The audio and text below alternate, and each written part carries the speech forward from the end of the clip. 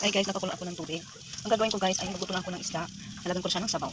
Ito yung mga aking gagamitin guys sa pagluluto dyan. Unang ginawa ko guys ay nagpakulo muna ako ng tubig. Ngayon ay ilalagay ko na itong kamyas. Yan. Tapos luya, sabay-sabay ko na paglagay.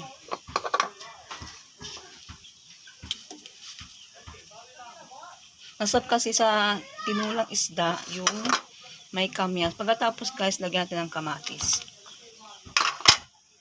Ngayon, pakukuluan natin sila bago natin ilagay yung ating isda. Pag kumulo na yan, pwede natin lagay yung ating isda. Pakukuluan mo natin siya ulit. Ngayon guys, kumulo na po ang ating sabaw. Ilalagay na po natin yung isda.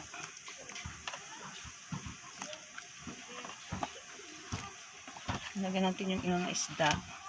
Ito guys ay pinasabaw na isda. Masarap kasi kung may sabaw yung isda natin. Ngayon guys, palulutuin natin yung isda muna. Lagyan natin ng mga bago natin takpan at pakukuluan.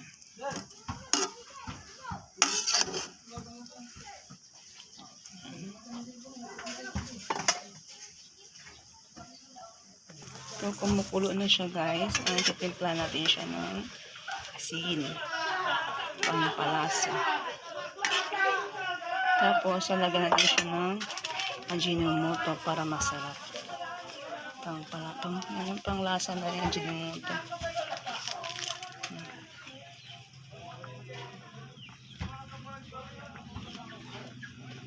Ngayon, titikman natin siya. Kabang pa. Kunting asin pa.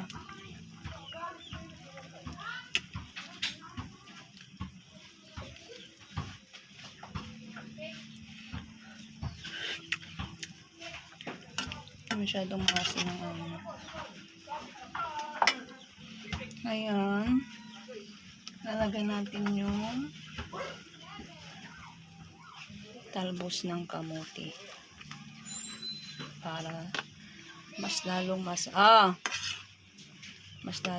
yung ating sinabawang isda.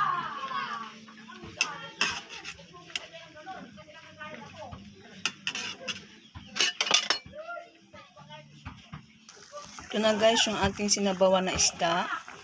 Nilagyan ko siya ng talbos, kamatis, kamyas at luya. Ngayon guys, paluto na yung ating sinabawan na isda.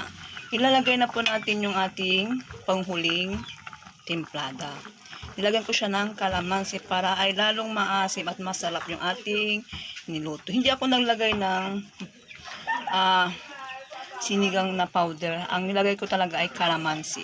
Ngayon guys, kunting na kukunin natin to at hindi pwede siyang patagalin kasi hindi pwedeng maano yung ating kalamansi. Kailangan fresh siya. Hindi mawala yung asim niya. Masarap na. Okay na yan guys at pwede na siyang kainin. Sana nagustuhan nyo yung aking pagluluto na sinabawan na isda. Simple lang guys yung aking pagluluto sa isda.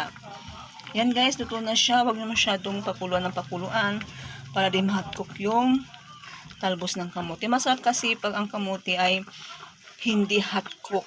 Yung hindi siya masyadong luto. Yung tama lang luto niya para ay masarap siyang kainin.